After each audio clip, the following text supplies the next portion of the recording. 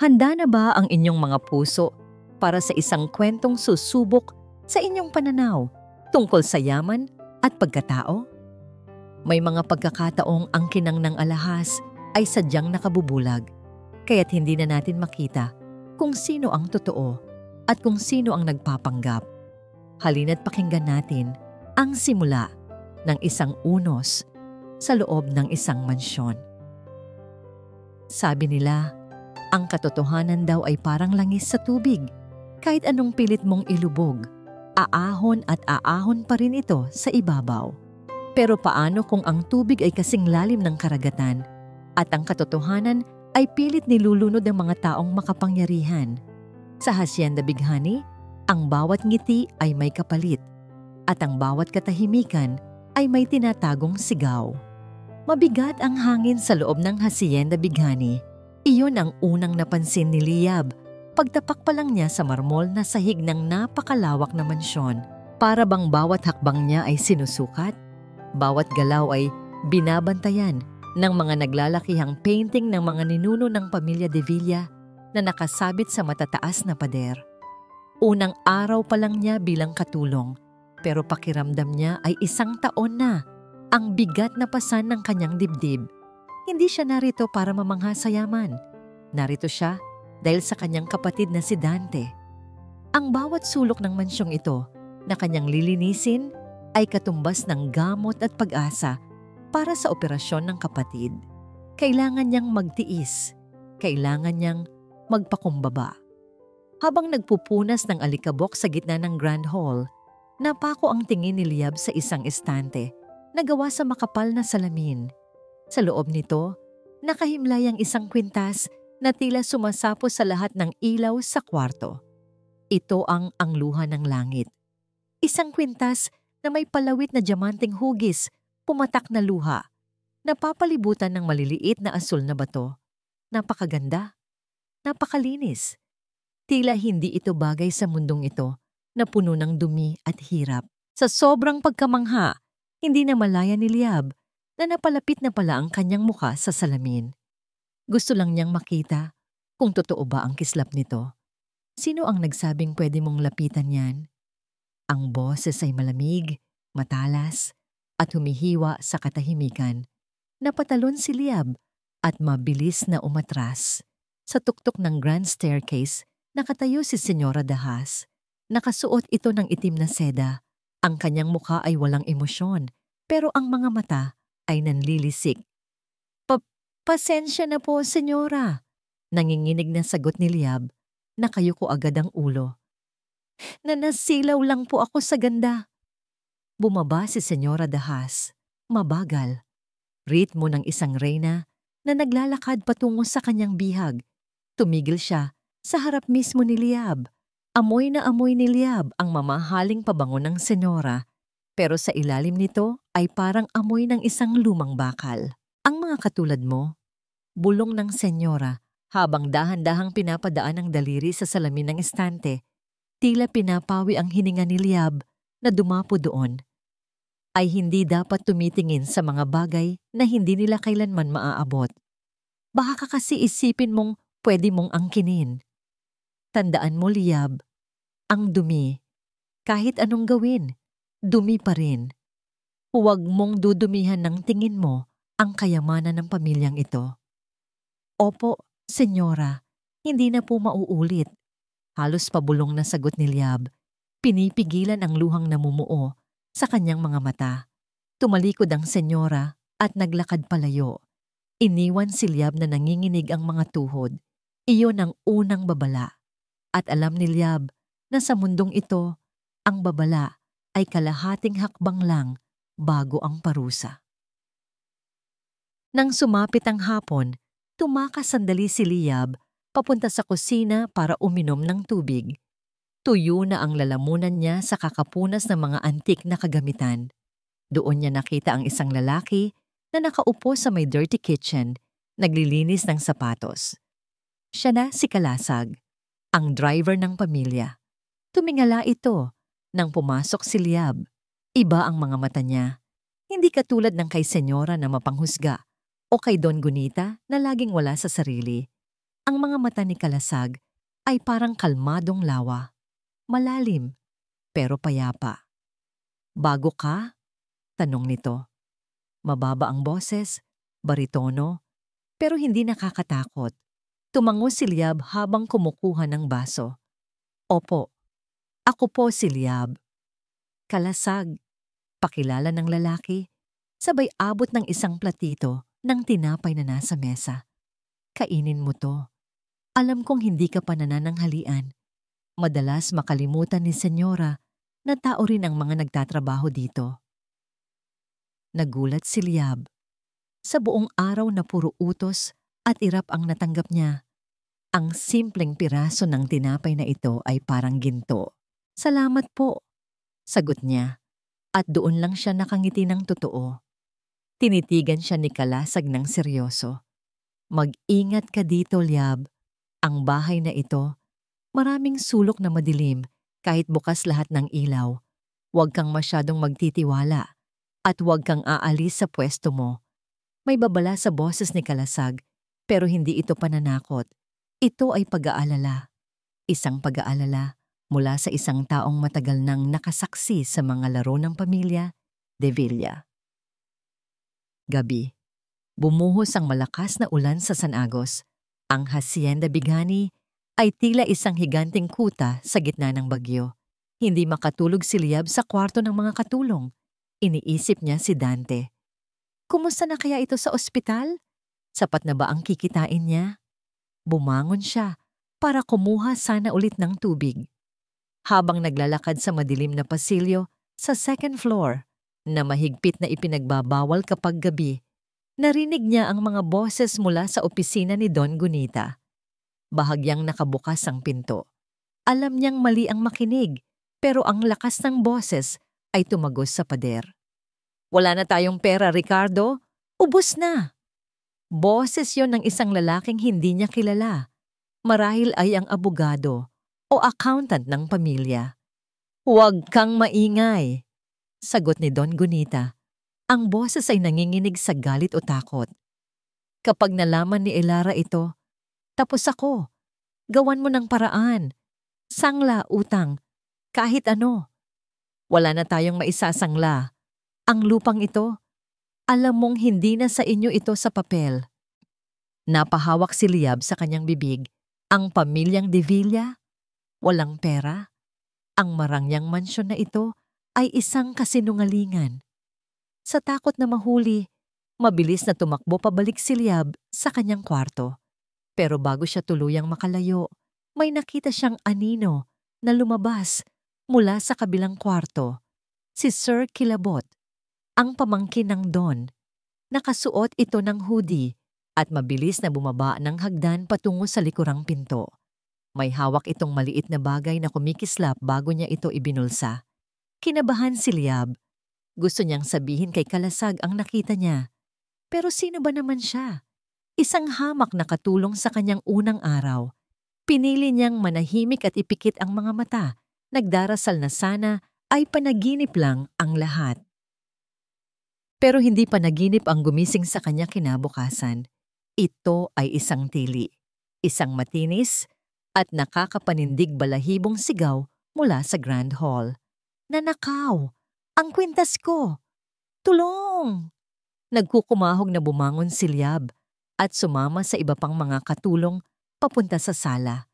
Nakita niya si Senyora Dahas na nakaluhod sa harap ng basag na estante. Ang luha ng langit. Wala na. Dumating ang mga pulis wala pang 15 minuto.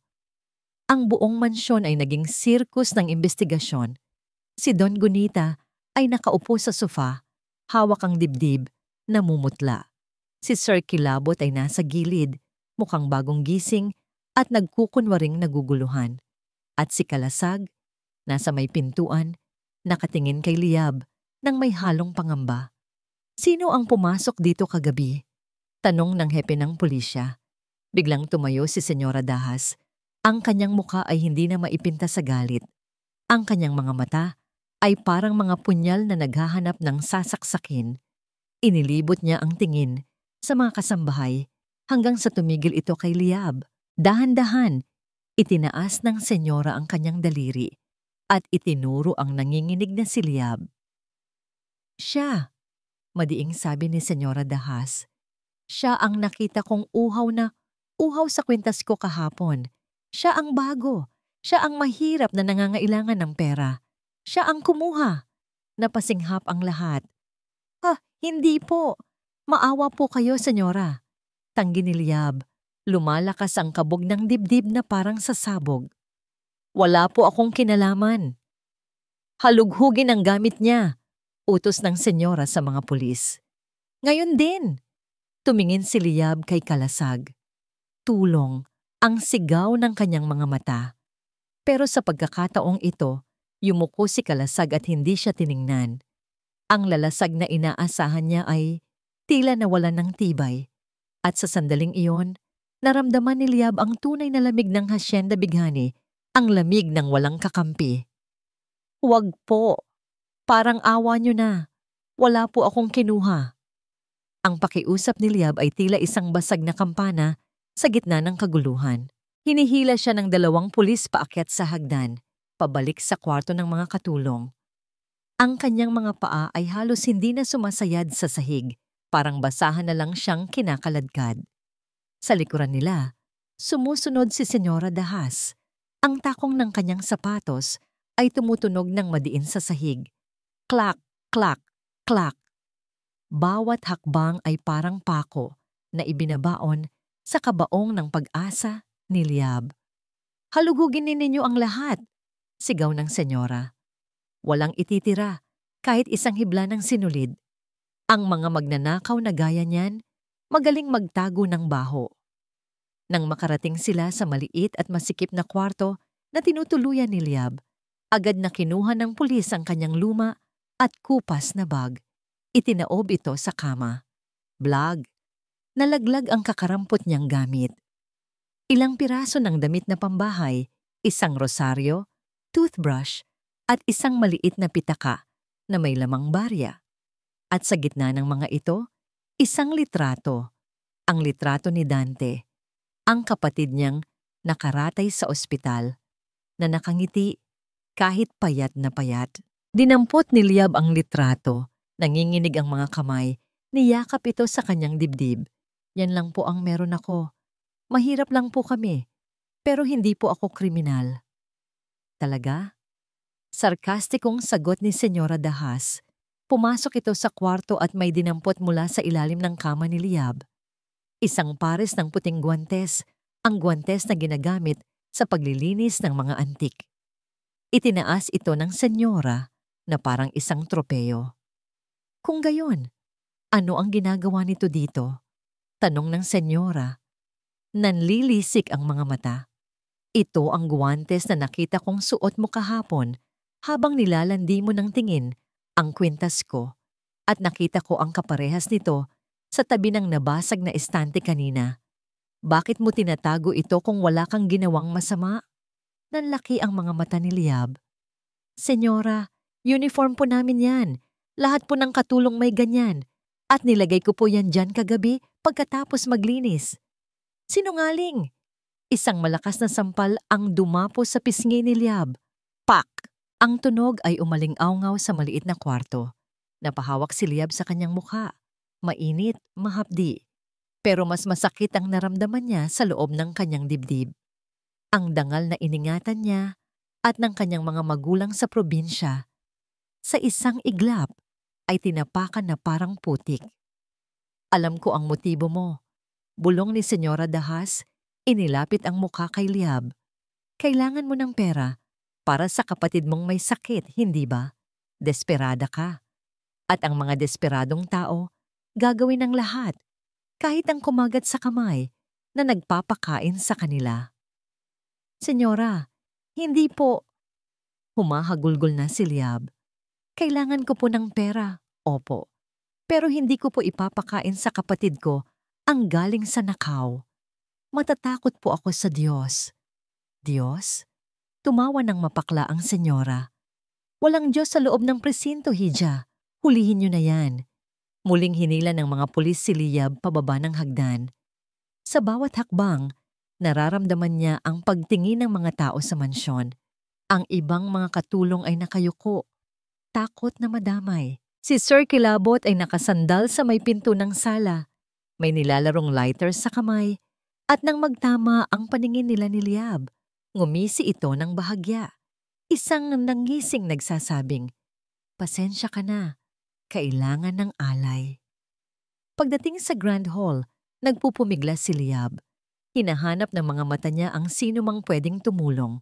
At doon, sa itaas ng hagdanan, sa mezzanine, nakita niya si Don Gunita, ang Don, na tinitingala ng lahat, ang haligi ng tahanan. Nakatayo ito doon, hawak ang kanyang baston. Nakatingin siya sa ibaba, diretso sa mga mata ni Liab. "Don Ricardo!" Sigaw ni Liab. Ang boses ay paus na.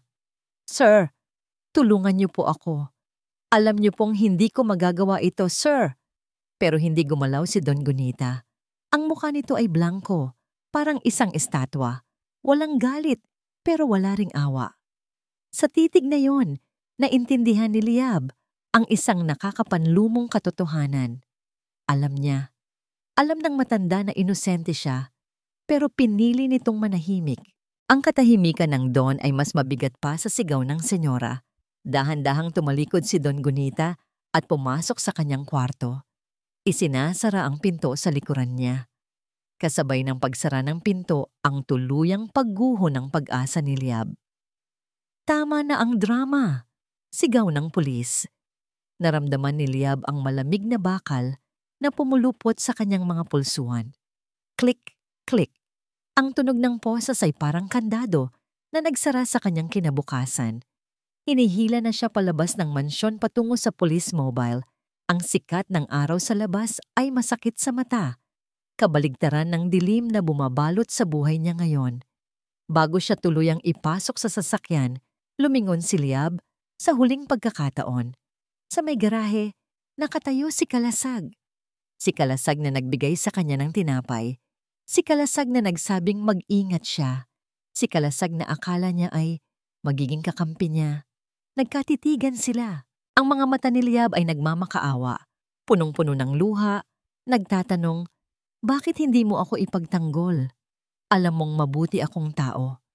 Nakita niya ang paggalaw ng panga ni Kalasag. Nakita niya ang paghigpit ng kamao nito. Kitang-kita ni Liab ang pamumuti ng mga buko ng daliri ni Kalasag sa sobrang diin ng pagkakasara ng kanyang palad. Umaasa si Liab na magsasalita ito. Umaasa siyang sisigaw si Kalasag ng, "Tigil! Mali kayo." Pero hindi ito nangyari. Sa huli, yumuko si Kalasag. Ang mga balikat nito ay bumagsak. Tila pasan ang bigat ng buong mundo. Tinalikuran siya nito at naglakad pabalik sa dilim ng garahe. Kasabay ng pagsarado ng pinto ng police mobile, naramdaman ni Liab na tuluyan na ring nagsara ang pinto ng kanyang kinabukasan. Ang huling imahe na nakita niya bago umandar ang sasakyan ay ang Hacienda Bighani. Matayog, marangya, pero sa loob ay nabubulok. Katahimikan. Iyon ang naiwan sa Hacienda Bighani matapos ang gulo. Pero para kay Kalasag, ang katahimikang yon ay mas maingay pa sa sirena ng pulis. Nakakabingi. Nasa garahe siya ngayon, nakaupo sa harap ng manibela ng luxury van ng pamilya. Nakatingin siya sa kawalan. Ang tinapay na ibinigay niya kay Liab kahapon ay nasa isip niya pa rin. Naalala niya ang nangiti ng dalaga, isang ngiti na walang halong kaplastikan, ibang-iba sa mga ngiting nakikita niya sa mga party ng mga Divilla. "Duwag ka, Kalasag," bulong niya sa sarili, sabay hampas sa manibela. "Isa kang duwag." 10 taon na siyang nagtatrabaho dito. Alam niya ang patakaran. Tumahimik, sumunod, at huwag makialam para hindi mawalan ng trabaho. Ito ang prinsipyong bumuhay sa pamilya niya. Pero ngayon, habang naiisip niya si Liab na nakakulong sa masikip na selda kasama ang mga tunay na kriminal, parang hindi niya matulunok ang sarili niyang laway. May mali. Alam niyang may mali. Hindi magnanakaw si Liab. Nakita niya sa mga mata nito ang takot, hindi kasinungalingan. At higit sa lahat, may isang detalye kagabi. Napilit kumakatok sa kanyang alaala. 2:00 ng madaling araw iyon. Bumangon si Kalasag mula sa driver's quarters para umihi. Sa dilim, nakita niya ang likurang pinto ng mansyon na bumukas. Lumabas si Sir Kilabot. Mabilis ang lakad, palingalinga, at nanginginig ang mga kamay.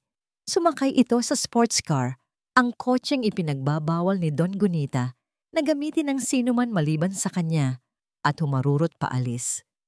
Bumalik si Sir Kilabot, makalipas ang 1 oras, pawisan at parang nakakita ng multo. Kung ninakaw ang kwintas kagabi, bakit lumabas si Sir Kilabot sa oras na tulog ang lahat? At bakit parang takot na takot siya? Hindi mapakali si Kalasag. Binuhay niya ang makina ng van, pero hindi para umalis. Binuksan niya ang dashboard camera system na nakakonekta sa CCTV ng garahe. Siya ang nag-install nito o para sa seguridad ng mga sasakyan. At madalas, nakakalimutan ng mga amo niya na umiiral ito. Nirewind niya ang footage, timestamp 02:15 AM. Sa malabong video, kitang-kita si Sir Kilabot. May kinakapa ito sa bulsa ng hoodie niya bago sumakay ng kotse. Isang bagay na kumislap ng ngamaan ng ilaw mula sa poste. Ang kwintas, pero may kakaiba. Nang bumalik si Sir Kilabot bandang 3:30 AM, may ibinato itong maliit na bagay sa basurahan sa gilid ng garahe bago pumasok sa bahay. Parang galit. Parang nadismaya. Pinatay ni Kalasag ang makina. Bumaba siya ng sasakyan, ang puso ay kumakabog ng mabilis. Lumapit siya sa basurahan sa sulok ng garahe. Punong-puno ito ng mga tuyong dahon at mga basahan na panlinis ng kotse. Hinalungkat niya ito. Wala siyang pakialam kung madumihan ang kamay niya. Kaluskos. Kaluskos. At doon, sa ilalim ng isang maruming basahan na may mantsa ng langis, nakita niya ito. Isang maliit na batong kasing liwanag ng bituin. Dinampot ito ni Kalasag. Isang diamante. Kasing laki ng monggo, pero ang kislap ay pamilyar. Ito ay isa sa mga maliliit na batong nakapalibot sa angluhan ng langit. Marahil ay natanggal ito nang habulin o itago ng padahasang kwintas. Kung nasa basurahan ito, ibig sabihin, si Sir Kilabot ang may hawak ng kwintas kagabi. Napahigpit ang hawak ni Kalasag sa bato. Ito ang ebidensya. Ito ang susi para mapalaya si Liab. Dali-dali siyang pumunta sa kanyang toolbox. Kumuha siya ng isang piraso ng tempered glass na retaso mula sa bintana ng kotse. Alam ni Kalasag ang tungkol sa mga sasakyan at materyales. Alam niya ang isang simpleng katotohanan. Ang tunay na diamante ay hindi nagagasgas at kaya nitong gasgasan ang salamin. Itinapat niya ang bato sa salamin. Huminga siya ng malalim. Para sa'yo to, Liab, bulong niya. Madiin niyang ikiniskis ang bato sa salamin. Kersh! Tiningnan niya ang resulta. Nanlaki ang mga mata ni Kalasag. Napaupo siya sa sahig ng garahe dahil sa panghihina. Ang salamin! Walang galos. Pero ang bato, ang dulo nito ay napudpod. Peke. Ang batong galing sa kwintas. Ang kwintas na nagkakahalaga daw ng milyon-milyon at naging dahilan ng pagkakakulong ni Liab ay gawa sa salamin. Isa itong mataas na uri ng glass crystal pero hindi ito diamante. Kung peke ang bato, ibig sabihin, peke ang buong kwintas na nasa estante. Ang ibig sabihin nito, matagal nang wala ang angluhan ng langit sa mansyon. Napatulala si Kalasag sa kawalan. Kung peke ang kwintas na ninakaw, bakit nag-iniinarte si Senyora Dahas na parang nawalan siya ng kayamanan? Alam ba niyang peke ito? O may mas malalim at mas maitim na laro ang nangyayari sa pamilyang ito? Tumayo si Kalasag. Ang takot sa dibdib niya ay napalitan ng isang bagay na mas mainit, mas matibay, galit at determinasyon. Inilagay niya ang pekeng bato sa kanyang bulsa. Hinubad niya ang kanyang cap at tiningnan ang kanyang refleksyon sa side mirror ng kotse. Hindi na ako duwag, sabi niya sa sarili. Humanda kayo. Pinaandar niya ang van. Hindi para pagsilbihan ang mga Devilla kundi para pumunta sa presinto. May kailangan siyang sabihin kay Liab at may kailangan siyang singilin kay Sir Kilabot. Habang papalabas ng gate si Kalasag, nasalubong niya ang kotse ni Don Gunita na papasok pa lang. Bumaba ang bintana sa backseat. Nakita niya ang Don, may kausap sa telepono, at narinig niya ang isang linyang nagpatindig ng balahibo niya. O, nakuha na ng mga pulis ang katulong. Ligtas na tayo. Iproseso mo na ang insurance claim, bukas na bukas din. Nagkatinginan sila ng Don. Sa isang iglap, alam ni Kalasag na ang kalaban niya ay hindi lang basta magnanakaw. Ang kalaban niya ay ang mismong haligi ng Hacienda Bighani. Sinundan ni Kalasag ang pulang sports car ni Sir Kilabot. Hindi siya gumamit ng van ng pamilya para hindi mahalata. Gamit niya ang kanyang lumang motor na matagal nang nakatingga sa garahe. Ang ulan ay humina na at naging ambon na lang, pero sapat pa rin para gawing madulas ang aspalto ng Maynila. Alam ni Kalasag kung saan madalas pumunta ang mga anak mayaman na naliligaw ng landas, hindi sa mga high-end club sa BGC, kundi sa mga tagong sugalan sa Tondo kung saan walang nagtatanong kung saan galing ang pera mo. Huminto ang kotse ni Kilabot sa harap ng isang lumang bodega na ginawang bilyaran sa ibaba at private room sa itaas. Lungga ng mga ahas. Tawag dito ng mga driver. Nakita ni Kalasag si Kilabot na bumaba. Iba ang lakad nito. Hindi arogante, kundi parang asong bahag ang buntot. Nakahudi ito, yuko ang ulo, at mabilis na pumasok sa pinto.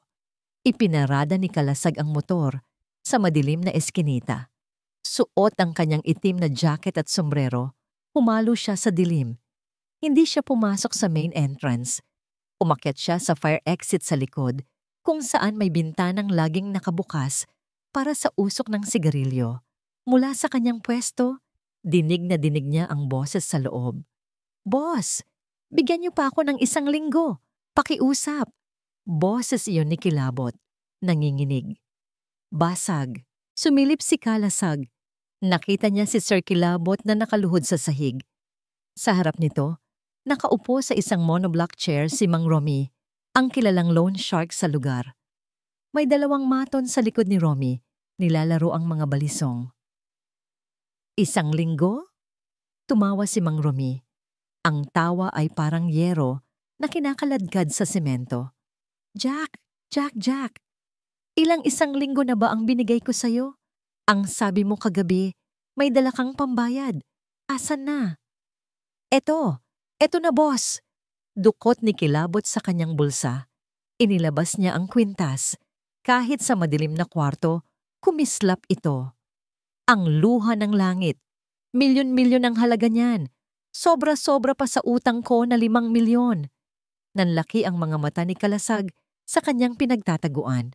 Confirm! Si Kilabot nga ang kumuha. Nasa kanya ang kwintas. Kung makuha niya iyon at maibalik sa mansyon, mapapatunayan niyang inosente si Liab. Pero ang sumunod na nangyari ay hindi inaasahan ni Kalasag. Dinampot ni Mang Romy ang kwintas. Tinitigan. Inilabas ang isang jeweler's loop at sinuri ito. Tahimik ang buong kwarto. Rinig lang ang mabigat na paghinga ni Kilabot. Biglang tumayo si Mang Romy at ibinato ang kwintas sa mukha ni Kilabot. Pak! Tumama ang metal sa noo ni Kilabot bago bumagsak sa sahig. Gago ka ba? Sigaw ni Mang Romy. Anong akala mo sa akin, tanga? Salamin yan. Fancy jewelry. Sa Quiapo marami niyan, benta 50 pesos. Haha? Napahawak si Kilabot sa noo niyang dumudugo. Pero boss, galing yan sa vault ni Don Ricardo. Imposibleng, wag mo akong lokohin. Bumunot ng baril si Mang Romy at itinutok sa ulo ni Kilabot. Sabi mo milyonaryo ang lolo mo? Sabi mo legit yan? Sinuri ng tao ko yan kanina sa pawn shop na pinadala mo. Glass gamaw, sabi ng appraiser, basura. Nanigas si Kalasag sa kanyang pwesto. Tama ang hinala niya. Peke ang kwintas. Pero ang reaksyon ni Kilabot ang mas nagbigay ng linaw. Hindi alam ni Kilabot na peke ang ninakaw niya. Boss, hindi ko alam. Maniwala kayo. Umiiyak na si Kilabot, nakadapa sa sahig at humahalik sa sapatos ng loan shark. Baka niloko lang din ang lolo ko. Hahanap ako ng pera. Huwag niyo lang akong patayin. Wala na akong pakialam sa lolo mo. Kinasa ni Mang Romy ang baril. Putulin niyo ang isang daliri niyan bilang interes. Bukas, kapag wala pa ring pera, ang leeg naman ang putulin niyo. Lumapit ang dalawang maton. Hinawakan nila si Kilabot na nagpupumiglas at sumisigaw. Kailangan ng kumilos ni Kalasag. Hindi dahil nagmamalasakit siya kay Kilabot, kundi dahil si Kilabot ang susi para lumabas ang katotohanan. Kumuha si Kalasag ng isang basyo ng bote ng beer sa tabi ng bintana. Huminga siya ng malalim. Showtime. Binato niya ang bote sa loob ng kwarto para basagin ang bumbilya ng ilaw. Crack! Dilim. Sugod! Sigaw ni Kalasag habang tumatalon papasok sa bintana. Ang loob ng kwarto ay naging magulo. Sigawan, mura, kalampagan ng mga upuan. Sanay sa dilim si Kalasag. Gamit ang baton na lagi niyang dala. Pinalo niya ang pulsuhan ng maton na may hawak na patalim. Nabitawan nito ang kutsilyo. Takbo, sir! Sigaw ni Kalasag, sabay hila sa kwelyo ni Kilabot. Kakalasag. Gulat na sigaw ni Kilabot habang hinihila siya patayo. Huwag ka nang magtanong. Mabilis silang tumakbo palabas ng fire exit habang nagkakagulo pa ang mga tauhan ni Mang Romy sa dilim. Rinig nila ang putok ng baril sa likuran, pero nakalabas na sila sa eskinita. Isinako ni Kalasag si Kilabot, pasakay sa kanyang motor. Kumapit ka, kung ayaw mong mamatay. Humarurot sila paalis. Hindi sila huminto hanggat hindi sila nakakarating sa isang abandonadong gas station sa labas ng bayan, malayo sa mga humahabol. Huminto ang motor. Hinila ni Kalasag si Kilabot at ibinalibag sa damuhan. Aray, ano ba? Reklamo ni Kilabot. Hinihimas ang pasa sa mukha. Niligtas mo nga ako. Papatayin mo naman ako sa sakit. Sa halip na sumagot, dinuro siya ni Kalasag, ang driver na laging nakayuko at nagsasabi ng, "Opo sir," ay wala na. Sa harap ni Kilabot ay isang lalaking galit na galit. Yung totoo, Sir Jack, madiing sabi ni Kalasag, walang po, walang galang. Ikaw ang kumuha ng kwintas, di ba? Natigilan si Kilabot. Tumingin siya sa malayo, parang batang nahuli sa akto. Po, wala kang ebidensya. Narinig ko lahat. Sigaw ni Kalasag. Narinig kong peke ang kwintas. Narinig kong may utang ka. Ngayon sabihin mo sa akin, bakit mo hinayaang makulong si Liab? Napaupo si Kilabot sa lupa. Umiiyak na parang bata. Wala akong choice, Kalasag. Papatayin nila ako.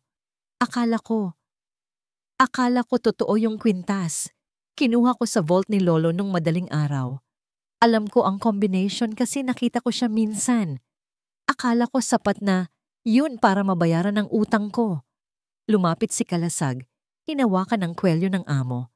At nung nalaman mong peke, nung nakita mong inaaresto si Liab kanina, tumahimik ka lang. Natakot ako. Sigaw ni Kilabot. Kung aaminin kong ako kumuha, malalaman nilang nagnakaw ako. Itatakwil ako ni Lolo. At isa pa, nagtataka ako, Kalasag, bakit peke? Ang alam ng buong pamilya, yun ang pinakamahalagang yaman namin. Ang luha ng langit. Bakit salamin lang yun? Binitawan siya ni Kalasag. Napasandal siya sa kanyang motor habang pinoproseso ang lahat. Si Kilabot ang nagnakaw ng fake na kwintas. Si Senyora Dahas, nag-iinarte at nagdidiin kay Liab para sa insurance at si Don Gunita. Bumalik sa isip ni Kalasag ang mukha ng Don. Ang tahimik na tingin nito kay Liab habang nagmamakaawa ang dalaga. Kung nasa vault ang pekeng kwintas, ibig sabihin si Don Gunita mismo ang naglagay noon doon. Sir Jack, sabi ni Kalasag ng mahinahon pero seryoso. Saan ang kwintas na ninakaw mo? Nasaan ang peke? Naiwan dun. Kinuha ni Mang Romy. Hikbi ni Kilabot. Makinig ka sa akin. Utos ni Kalasag. Babalik tayo sa mansyon. Hindi ka aamin sa pagnanakaw. Sa ngayon, pero kailangan mong gawin ang sasabihin ko kung gusto mong tulungan kitang lusutan si Mang Romy. Anong gagawin natin? Kakausapin natin ang lolo mo, sagot ni Kalasag habang tinitingnan ang madilim na kalangitan.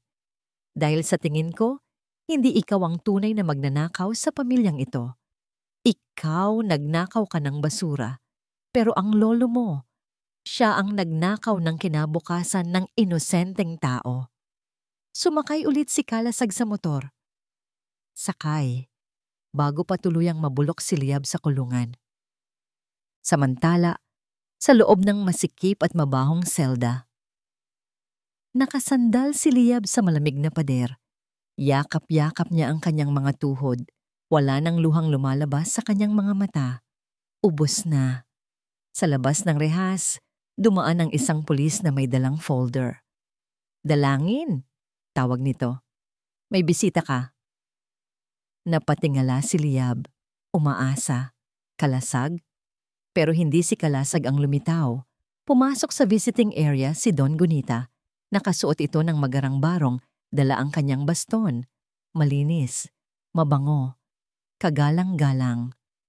"Di Don Ricardo." Bulong ni Liab, tumayo at lumapit sa rehas. "Sir, tulungan niyo po ako. Maawa po kayo."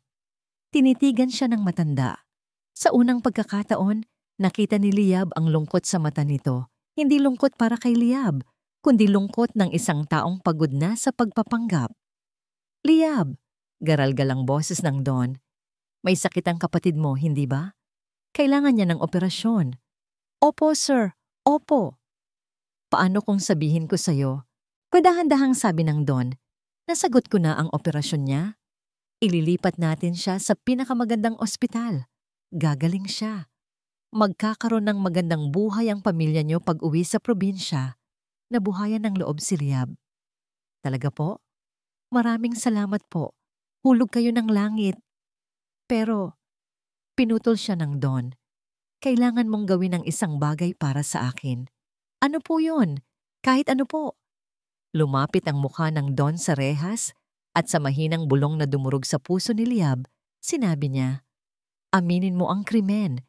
Sabihin mo sa judge na ikaw ang nagnakaw. Makukulong ka ng ilang taon, pero mabubuhay ang kapatid mo. Yan ang kapalit." Napaatras si Liab. Parang sinaksak ang puso niya. Ang akala niyang tagapagligtas ay siya palang berdugo. "Pipili ka, Hija," dagdag pa ng Don habang tumatalikod. "Ang dangal mo o ang buhay ng kapatid mo?"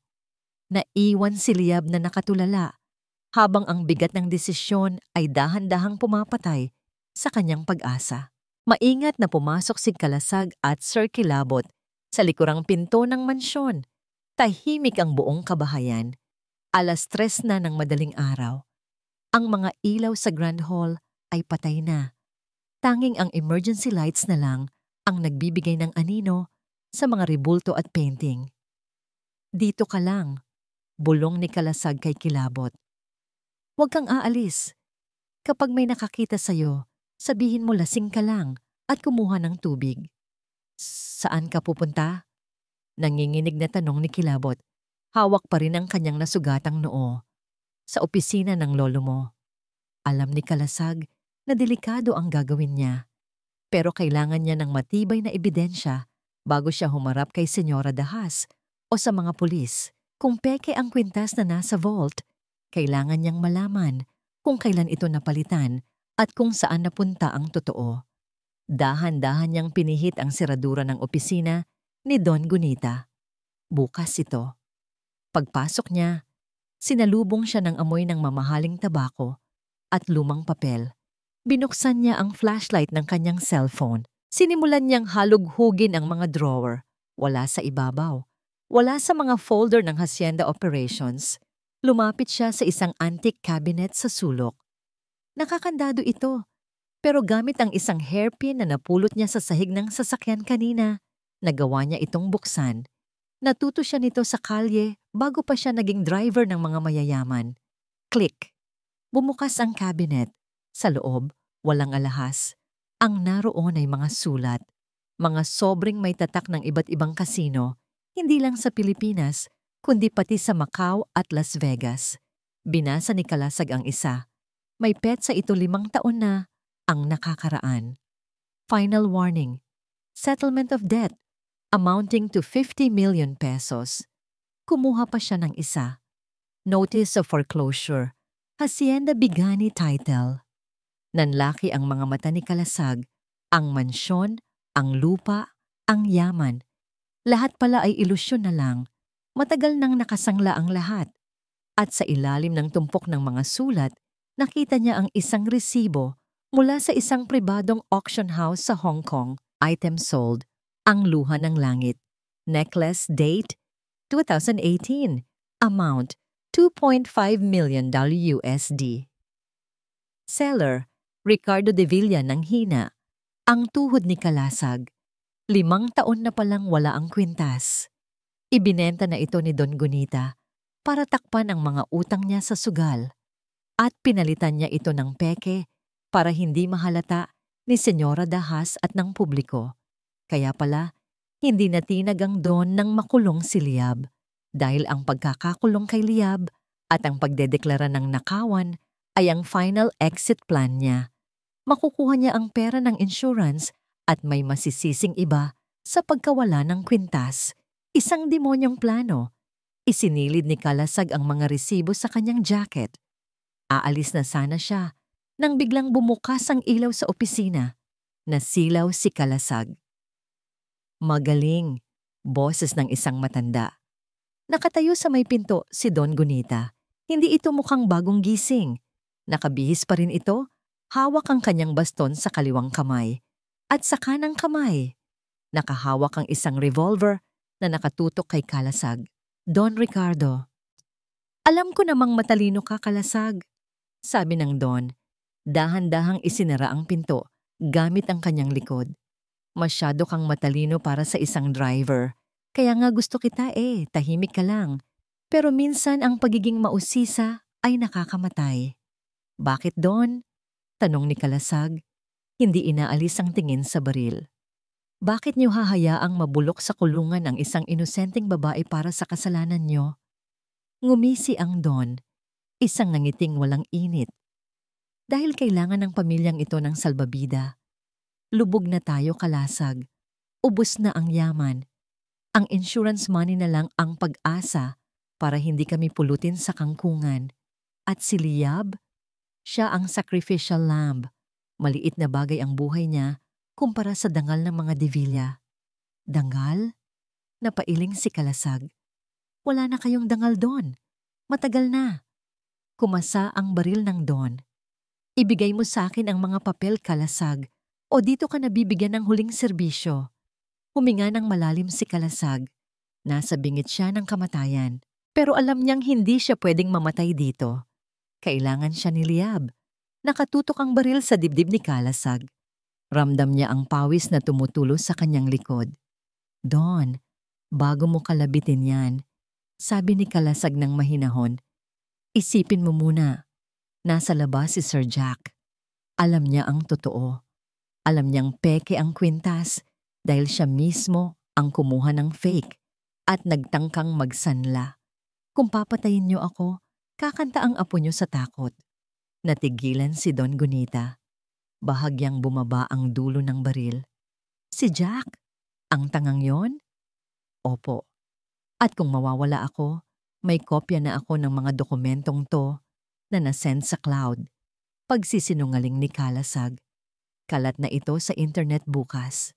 Binaba ng Don ang baril. Huminga ito ng malalim at tumawa ng mahina. Tuso ka talaga, Kalasag. Sige, mag-usap tayo ng lalaki sa lalaki. Naglakad ang Don papunta sa kanyang safe. May kinuha itong isang itim na duffel bag. Ibinagsak niya ito sa mesa. Bog. Binuksan niya ang zipper. Tumambad ang tumpok ng pera. Daan-daang libong piso. Baka milyon pa. Ito ang deal, sabi ng Don. Ang tono niya ay parang nakikipagnegosasyon lang sa palengke. Kunin mo to. Sapat na to para sa operasyon ng kapatid ni Liab. Sapat na rin para makapagsimula ka ng sarili mong negosyo sa malayo. Tinitigan ni Kalasag ang pera. Ang kapalit? Umalis ka na, sagot ng Don. Hayaan mo nang umamin si Liab. Nakausap ko na siya kanina. Pumayag na siya. Gagawin niya yon para sa kapatid niya. Kung makikialam ka pa at ilalabas mo ang baho ko, mawawalan ng insurance money. Walang makukuhang pera si Liab. Mamamatay ang kapatid niya. At pare-pareho tayong babagsak. Lumapit ang Don kay Kalasag. Tinapik ang balikat nito. Isipin mo, Kalasag, kung ilalaban mo ang katotohanan, oo, malilinis yung pangalan ni Liab. Pero saan siya pupulutin? Wala siyang pera. Mamamatay ang kapatid niya sa ospital. Pero kung tatanggapin mo to, bad record lang ang meron siya. Pero buhay ang kapatid niya. Minsan, ang pagiging bayani ay hindi ang paglaban, kundi ang pagsasakripisyo. Natigilan si Kalasag. Ito ang kahinaan niya. Ang fatal flaw niya. Ang takot na baka sa kagustuhan niyang gawin ang tama, mas lalo pa siyang makasakit. Samantala, sa presinto, nakatulala si Liab sa kisame ng selda. Umiiyak siya, pero walang tunog. Naaalala niya ang mukha ni Dante, ang kapatid niya. Payat, maputla. Ate, gusto ko pa mabuhay, sabi nito noong huli silang magkita. Tama ang Don. Aanhin niya ang malinis na pangalan kung patay naman ang kapatid niya? Handa na po ako, bulong ni Liab sa hangin. Aamin na po ako bukas. Bumalik ang eksena sa opisina ng Don. Nakatingin si Kalasag sa bag ng pera. Napakabigat ng desisyon.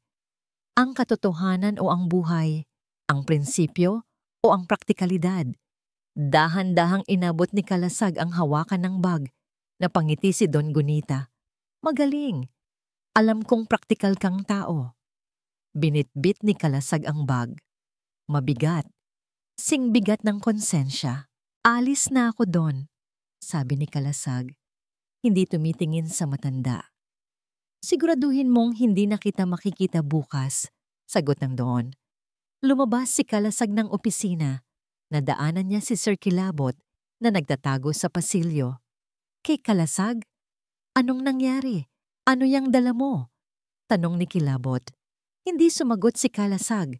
Tuloy-tuloy lang siya sa paglalakad palabas ng mansyon, bitbit ang pera ng suhol. Sumakay siya sa kanyang motor, isinabit ang bag, at humarurot paalis sa Hacienda Bighani. Sa likod niya, naiwan ang mansyon na puno ng kasinungalingan. At sa harap niya, ang madilim na kalsada kung saan hindi sigurado kung saan siya dadalhin ng kanyang desisyon. Binenta na nga ba ni Kalasag ang kanyang prinsipyo? O may iba siyang plano? Huminto si Kalasag sa tapat ng isang 24-hour courier service. Kinuha niya ang pera sa bag. Tinitigan niya ito.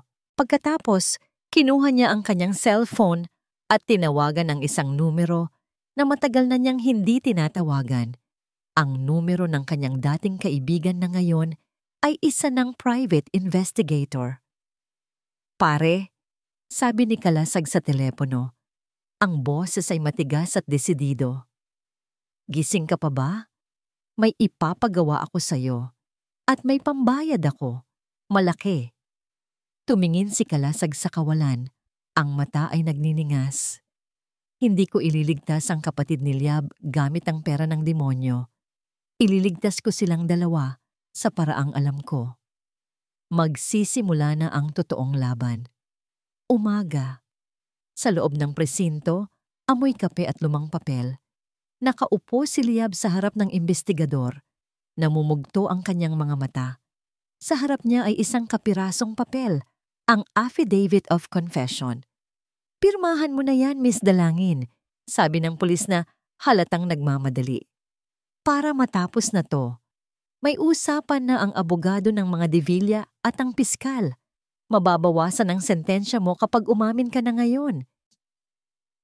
Nanginginig ang kamay ni Liab habang hawak ang ballpen. Naaalala niya ang mukha ni Dante. Para sa kapatid ko, paulit-ulit niyang bulong sa isip. Isusuko ko ang dangal ko para sa buhay niya. Dahan-dahang inilapit ni Liab ang ballpen sa papel. Pumikit siya. Blag! Bumukas ng padabog ang pinto ng opisina. Huwag mong pipirmahan yan! Napadilat si Liab. Napatingin ang lahat. Sa may pintuan, nakatayo si Kalasag. Hingal na hingal. Gusot ang damit, may dumi pa ng grasa sa braso, pero ang kanyang tindig ay tuwid na tuwid. Hindi na siya ang driver na yumuyuko. Sino ka? Sigaw ng pulis. Bawal pumasok dito ang...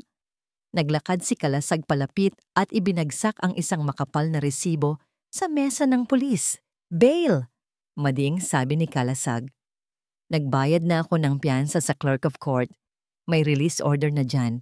Hindi siya pipirma ng kahit anong confession dahil hindi siya kriminal. Natigilan ng pulis. Kinuha nito ang papel at sinuri. Valid.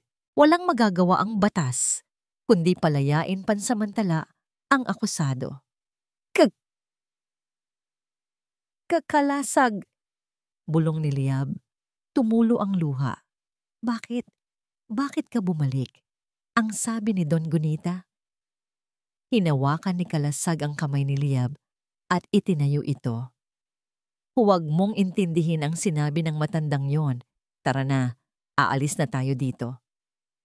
Sa labas ng presinto, ang sikat ng araw ay tila mas maliwanag. Pagkalabas nila, hindi napigilan ni Liab na yakapin si Kalasag. Umiyak siya sa dibdib ng binata. Ibinubuhos ang lahat ng takot na kinimkim niya sa loob ng selda. Akala ko wala nang darating. Hikbi ni Liab. Hinaplos ni Kalasag ang buhok ni Liab. Patawarin mo ako. Kung natagalan. Muntik na akong magkamali, Liab. Muntik ko nang piliin ang madaling paraan. Humiwalay si Liab at tumingin sa mga mata ni Kalasag. Saan ka kumuha ng pera? Ang laki ng piyansa ko. Bumuntong hininga si Kalasag. Galing kay Don Gunita. Nanlaki ang mata ni Liab. Tinanggap mo ang suhol. Tinanggap ko. Sagot ni Kalasag. May maliit na ngiti sa labi. Pero hindi para tumahimik. Ginamit ko ang pera niya para tubusin ka.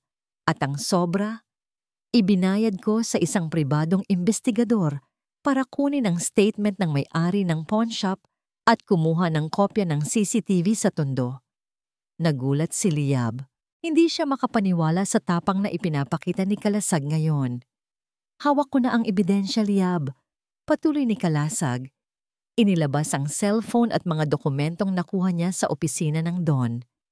Ang resibo ng pagbenta ng tunay na kwintas noon, pang 2018. Ang video ni Sir Kilabot na umaamin sa pawn shop na peke, ang dala niya. Tapos na ang laro nila. Anong gagawin natin? Tanong ni Liab. Kinakabahan pero nabubuhayan ng loob. Tumingin si Kalasag sa direksyon ng Hacienda Bighani. Ngayong araw ang grand party ni Senyora Dahas para i-celebrate ang wedding anniversary nila. Hindi ba? Nandoon ang lahat. Ang media, ang mga kaibigan nila, ang mga business partners. Humigpit ang hawak ni Kalasag sa kamay ni Liab. Babalik tayo doon, hindi bilang katulong at driver. Babalik tayo para ibigay sa kanila ang regalo na nararapat sa kanila, ang katotohanan. Hacienda Bighani. Puno ng bisita ang Grand Hall. May tumutugtog na orkestra. Umaapaw ang champagne. Nakagaw ng pula si Senyora Dahas, puno ng alahas, habang nakakapit sa braso ni Don Gunita. Ang Don ay nakangiti, pero pasimpleng pinapawisan. Panay ang tingin niya sa pinto. Tinitiyak na wala na si Kalasag. To 30 years of love and prosperity. Toast ng isang bisita. Cheers! Sagot ng lahat. Nagtawanan sila. Ang saya-saya. Tila walang nasirang buhay. Tila walang babaeng nagdurusa sa kulungan habang sila ay nagpapakasasa sa Oostdorfers. Biglang bumukas ng malakas ang main door ng mansyon. Blag! Tumigil ang musika. Napatingin ang lahat ng bisita. Ang mga waiter ay napatigil sa pag-serve. Sa pintuan, nakatayo si Kalasag at Liab. Madumi pa rin ang suot ni Kalasag. Si Liab ay nakauniforme pa rin ng bilanggo. Ang dumi nila ay nangingibabaw sa kinang ng paligid. Sino yan? Bulong ng mga bisita. Namutla si Don Gunita. Nabitawan ni Senyora Dahas ang hawak niyang baso ng wine. Crash! Anong ginagawa niyo dito? Tili ni Senyora Dahas, nanginginig ang boses sa galit. Guards! Palabasin ang mga kriminal na yan! Sinisira niyo ang party ko! Naglakad papasok si Kalasag. Ang bawat hakbang niya ay mabigat, puno ng awtoridad. Ang mga guard ay nag-aalangan ng lumapit dahil sa aura ng galit na bumabalot sa kanya. Walang aalis, sigaw ni Kalasag. Ang boses niya ay umalingaw-ngaw sa buong hall. Tigil ang kasiyahan dahil ang selebrasyong ito ay binayaran ng kasinungalingan. Lumapit si Kalasag sa gitna, hila-hila si Liab. Humarap siya kay Senyora Dahas at Don Gunita. Tinatawag niyo kaming kriminal, Senyora? Tanong ni Kalasag ng malakas para marinig ng lahat. Bakit hindi niyo tanungin ang asawa niyo kung nasaan ang tunay na kriminal? Tumingin ang lahat kay Don Gunita. Ang matanda ay parang aatakihin sa puso. Pero sa pagkakataong ito, hindi na ito arte. Kalasag, tumigil ka. Banta ng Don. Pero mahina na ang boses nito. Itinaas ni Kalasag ang hawak niyang mga papel. Eto ang patunay. Ang luha ng langit ay hindi ninakaw ni Liab. Ibinenta ito ni Don Ricardo 5 taon na ang nakakaraan sa Hong Kong para bayaran ang utang niya sa sugal. At ang ninakaw kagabi? Salamin. Basura. Nagkaroon ng bulungan sa mga bisita. Shock. Scandal. Sinungaling. Sigaw ni Senyora Dahas. Lumapit at akmang sasampalin si Kalasag. Pero sinalag ito ni Kalasag. Hinawakan niya ang pulsuhan ng senyora. Hindi masakit, pero mariin. Tapos na ang panahon ng pang-aapi niyo, senyora. Sabi ni Kalasag, sabay bitaw sa kamay nito. Tumingin siya kay Liab. Liab, sabihin mo sa kanila. Huminga ng malalim si Liab. Tiningnan niya ang mga taong naghusga sa kanya. Hindi po ako magnanakaw, sabi ni Liab. Ang boses ay maliit, pero buo. Mahirap lang po ako, pero hinding-hindi ko kukunin ang hindi sa akin. Ang tunay na magnanakaw ay ang taong kayang nakawin ang kalayaan ng iba para lang maisalba ang sarili niyang pangalan. Sa gitna ng gulat ng lahat, biglang tumawa ng malakas si Senyora Dahas. Isang tawa na parang baliw. Humarap ito kay Don Gunita. Ricardo, bulong ng senyora, ang mukha ay nanginginig. Totoo ba? Totoo bang ibinenta mo ang kwintas ko? Ang kwintas ng ina ko? Hindi makasagot ang Don. Yumuko lang ito. At sa sandaling iyon, nakita ng lahat kung paano gumuho ang pamilyang De Villa. Hindi dahil sa nakawan, kundi dahil sa katotohanang ibinunyag ng isang hamak na driver at katulong. Dumating na ang bagyo. Sa gitna ng marangyang bulwagan, sa ilalim ng nagniningning na mga chandelier, narinig ni Liab ang tunog ng isang bagay na nababasag. Hindi ito baso, hindi ito plato. Ito ay ang tunog ng pagkatao ni Senyora Dahas. Ang tawa ng senyora ay humupa, napalitan ng isang nakakabinging katahimikan.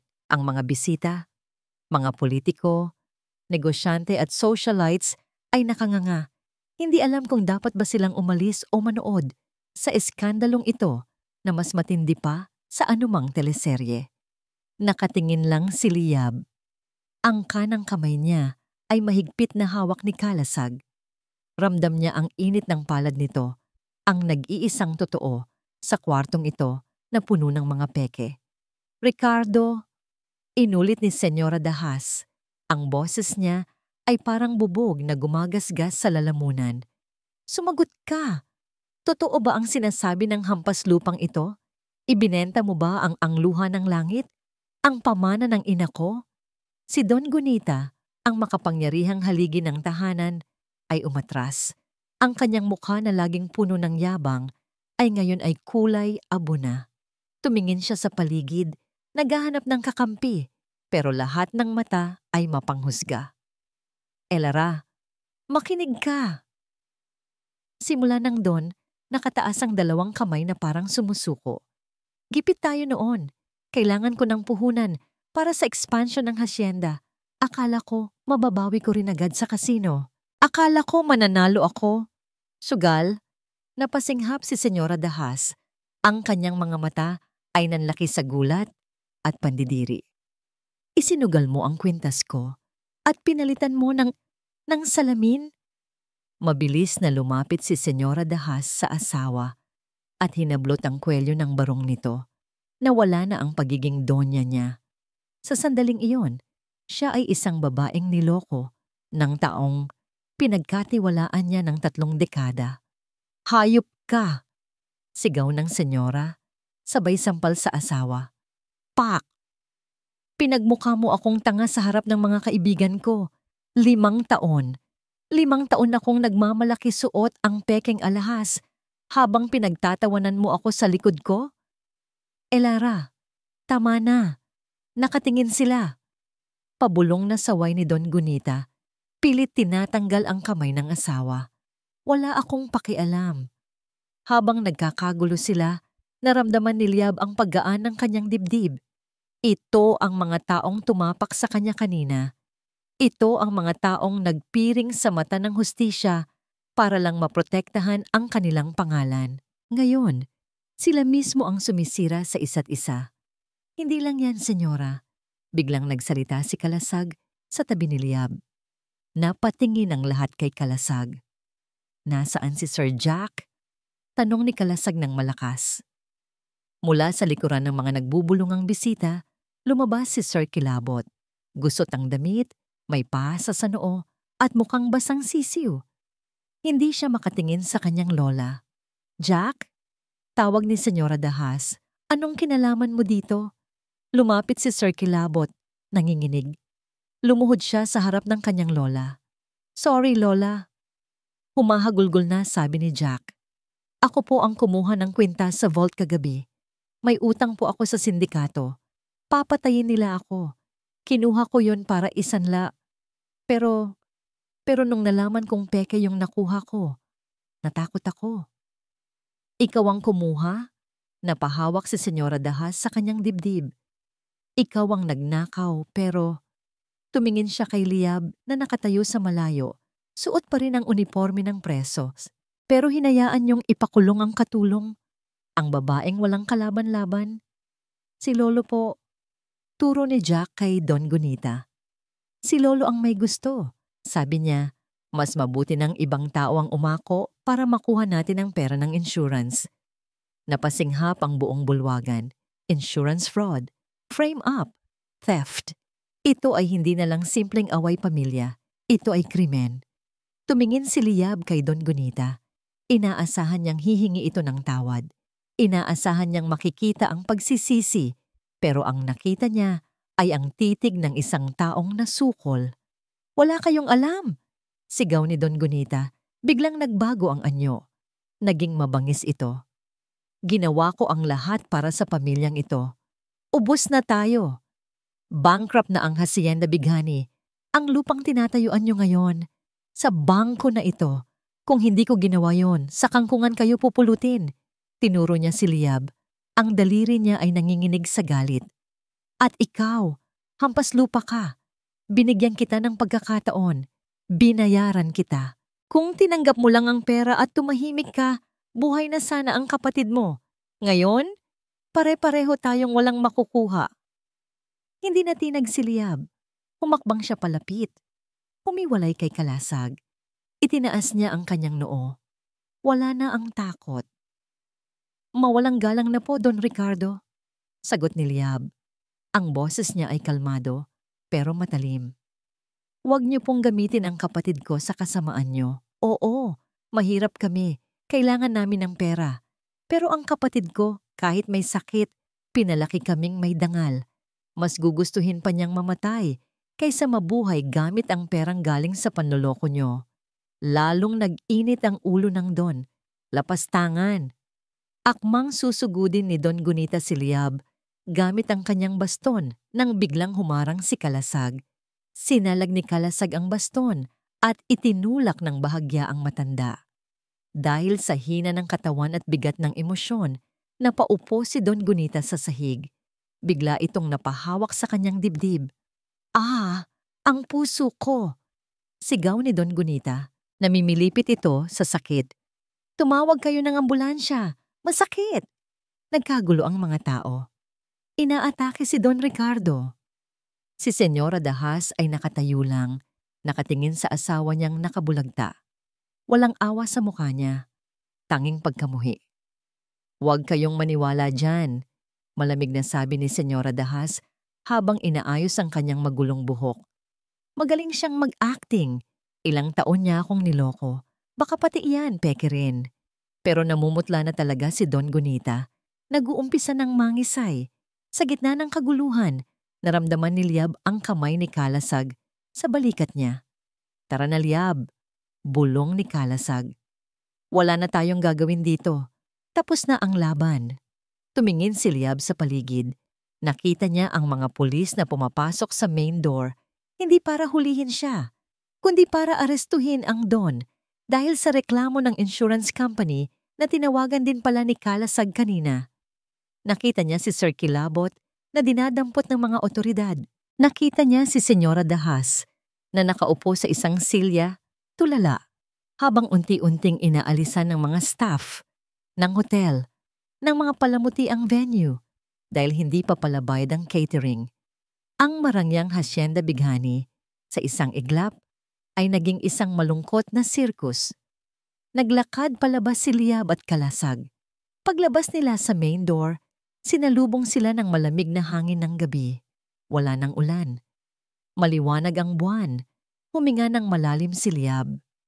Sa unang pagkakataon, sa loob ng 2 araw, nakahinga siya ng maluwag. Wala siyang pera, wala siyang trabaho, pero malaya siya. "Salamat, Kalasag," sabi niya, nakatingin sa lalaking nagligtas sa kanya.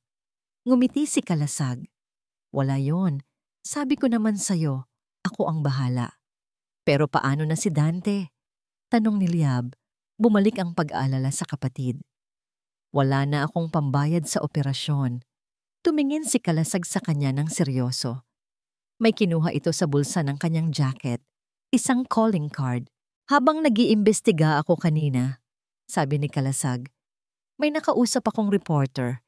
Interesado siya sa kwento mo. Sabi niya, kapag lumabas ang balitang ito, ang tungkol sa inosenteng katulong na ipinakulong ng milyonaryo, maraming foundation ang tutulong. Viral na ang kwento mo sa social media, Liab. Ngayon pa lang, may mga nag-aalok na ng tulong para sa kapatid mo." Napaluha si Liab, hindi dahil sa lungkot, kundi sa tuwa. "Talaga?" "Oo," sagot ni Kalasag. "Ang katotohanan ang nagpalaya sa'yo, at ang katotohanan din ang magliligtas kay Dante." Biglang may humintong sasakyan sa harap nila. Isang police mobile. Bumaba ang hepe ng pulisya, yung hepe na nagpakulong kay Liab. Lumapit ito sa kanila. Kinabahan si Liab. Kakampi ba ito ng Don? "Miss Dalangin," sabi ng hepe. Seryoso ang mukha. Inabot nito ang kamay niya. "Humingi ako ng pasensya. Nagpadala ako sa utos ng nasa itaas.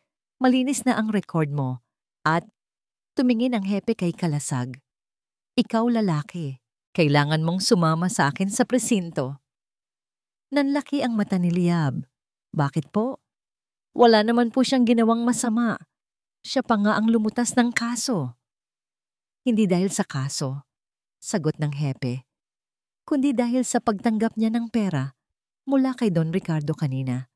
Technically, accomplice siya sa bribery bago niya isinuko ang ebidensya. Kailangan naming imbestigahan yon." Napatingin si Liab kay Kalasag. Nakangiti lang ang binata. Inilahad nito ang 2 kamay sa pulis para pusasan. "Kalasag," sigaw ni Liab. "Huwag!"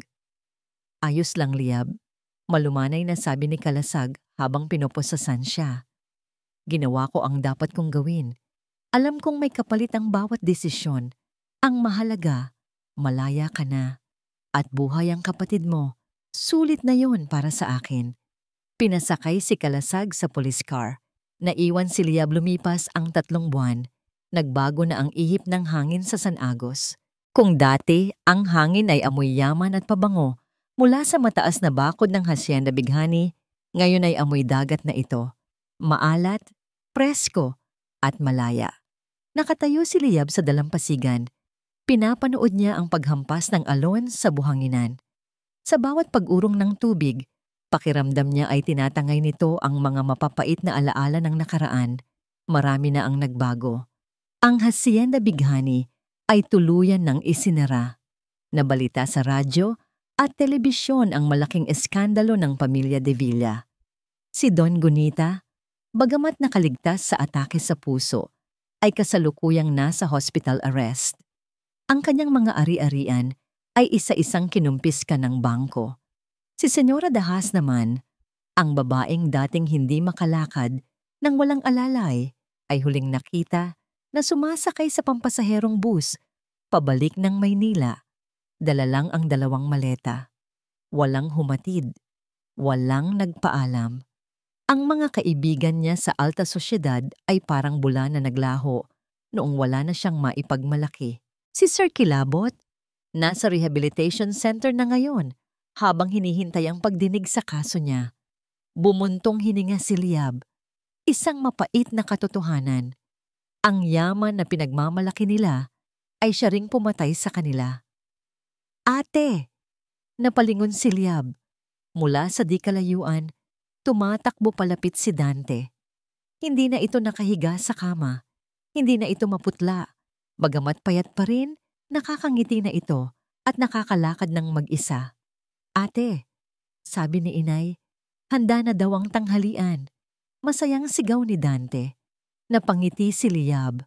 Ang operasyon ni Dante ay naging matagumpay dahil sa viral post ng reporter tungkol sa inosenteng katulong, bumuhos ang tulong mula sa iba't ibang charity foundations. Hindi nila kinailangan ang maruming pera ni Don Gunita. Ang kabutihan ng mga estranghero ang nagligtas sa kapatid niya. Susunod ako, Dante! Sigaw pabalik ni Liab. May hinihintay lang ako.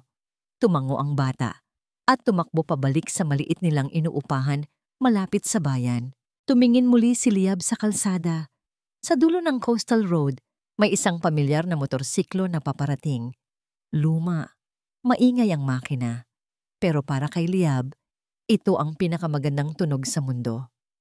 Huminto ang motor sa tapat niya. Bumaba ang lalaking sakay nito. Wala na siyang suot na uniforme ng driver. Naka-t-shirt lang siya na puti at kupas na maong. Pumayat siya ng bahagya at mahaba na ang kanyang buhok at balbas. Pero ang mga mata niya, ang mga matang parang kalmadong lawa, ay ganoon pa rin. Kalasag, bulong ni Liab. Lumapit si Kalasag. May dala itong maliit na paper bag na may lamang prutas. Pasensya na natagalan. Bungad ni Kalasag. Sabay kamot sa batok, nahihiya. Ang daming proseso bago ako pinalabas. Buti na lang. Kinonsidera ng korte ang pagiging star witness ko laban kay Don Gunita. Probation lang ang binigay sa akin. Hindi nakasagot si Liab. Sa halip, tumakbo siya at niyakap ng mahigpit si Kalasag. Sa yakap na yon, naramdaman ni Liab ang lahat ng sakripisyo ng lalaki. Si Kalasag na nagpahuli para lang maging legal ang ebidensya. Si Kalasag na handang maging kriminal sa papel para lang maging malaya si Liab sa totoong buhay. Salamat, bulong ni Liab sa dibdib nito. Salamat sa pagiging kalasag ko. Gumanti ng yakap si Kalasag. Wala yon. Ang kalasag naman talaga, ginawa para saluhin ang mga tama para hindi masugatan ang nasa likod nito. Humiwalay si Kalasag at tinitigan si Liab. Hinawin niya ang buhok ng dalaga na nililipad ng hangin. Masaya akong makita kang malaya, Liab. At masaya akong makita si Dante na tumatakbo kanina. Dahil sa'yo yon, sagot ni Liab. Kung tinanggap mo yung pera at tumakas ka, siguro mayaman ka na ngayon. Pero pinili mong bumalik. Ngumiti si Kalasag. Tumingin siya sa dagat. Alam mo ba kung bakit? Kasi na-realize ko, ang tunay na yaman, hindi yung kaya mong itago sa vault. Ang tunay na yaman, yung kaya mong humarap sa salamin ng walang tinatago. Yung nakakatulog ka ng mahimbing sa gabi. Hinawakan ni Kalasag ang kamay ni Liab. Magaspang ang mga palad nila pareho. Palad ng mga manggagawa, ng mga sanay sa hirap. Pero sa pagkakataong ito, ang hawak nila ay hindi walis o manibela. Hawak nila ang pag-asa. Saan ka napupunta ngayon? Tanong ni Liab. Wala ka ng trabaho sa hasyenda. Magtatayo ako ng maliit na talyer dito sa San Agos, sagot ni Kalasag. Magsisimula ako sa simula. Walang amo, walang don. Ako ang boss ng sarili ko. Ikaw? Napangiti si Liab. Dito lang din. Magtatapos ako ng pag-aaral habang nagbabantay sa tindahan ni Inay. Ayoko na munang maging katulong sa mansyon. Tama na ang isa. Nagtawanan sila. Ang tawa nila ay sumabay sa hampas ng alon. Liab! Seryosong tawag ni Kalasag. Bakit? Ang pangalan mo, Liab. Bagay sa'yo. Kasi noong nasa dilim tayo ng Hacienda Bighani, ikaw ang naging liwanag ko para gawin ang tama. Namula si Liab. At ikaw naman si Kalasag, ang proteksyon ko. Kung gayon, hinigpitan ni Kalasag ang hawak sa kamay niya. Pwede bang pagsamahin natin ang liwanag at ang pananggalang? Sa tingin ko, wala nang makakatalo sa atin. Tumango si Liab. Tumutulo ang luha sa tuwa. Oo, Kalasag, sasamahan kita. Kahit saan, basta totoo. Naglakad sila sa dalampasigan habang palubog ang araw. Ang mga anino nila ay humahaba sa buhangin, magkahawak kamay. Wala na ang angluhan ng langit. Wala na ang mga pekeng diamante. Ang natira na lang ay dalawang pusong totoo na natutong lumaban, magmahal, at higit sa lahat, mabuhay sa katotohanan. Sa San Agos, kung saan ang lahat ay inaanod ng dagat, ang pagmamahalan nila ay mananatiling nakatayo, matatag, maliwanag, totoo. Mga minamahal, ang kwento ni Liab at Kalasag ay nagpapaalala sa atin na ang tunay na kinang ay hindi makikita sa ginto o diamante. Ang yaman na galing sa panloloko ay parang kastilyong buhangin. Maganda tingnan. Pero sa unang hampas ng alon, ito ay guguho. Ang dangal at malinis na konsensya ang tanging yaman na hindi nananakaw ni Numan. Minsan, kailangan nating maging matapang gaya ni Kalasag at matatag gaya ni Liab upang ipaglaban ang tama kahit pa ang kalaban natin ay ang mundo. Maraming salamat po sa pagsama sa amin sa paglalakbay na ito sa loob ng Hacienda Bighani. Sana po ay naantig ang inyong mga puso. Kayo po, ano ang gagawin ninyo kung nasa sitwasyon kayo ni Kalasag? Tatanggapin niyo ba ang pera para sa buhay ng mahal niyo o ipaglalaban niyo ang katotohanan? I-comment niyo po sa ibaba ang inyong sagot at kung anong klaseng kwento pa ang gusto niyong marinig. Love story ba ulit? Horror o family drama? Hindi dito nagtatapos ang ating paglalakbay.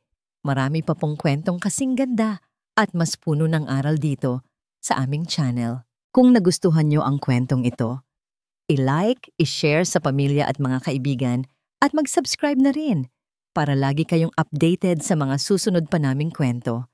I-click niyo ang notification bell para kayo ang unang makarinig kapag may bago kaming upload. Pagpalain po kayo ng Panginoon, kayo at ang inyong buong pamilya. Hanggang sa muli.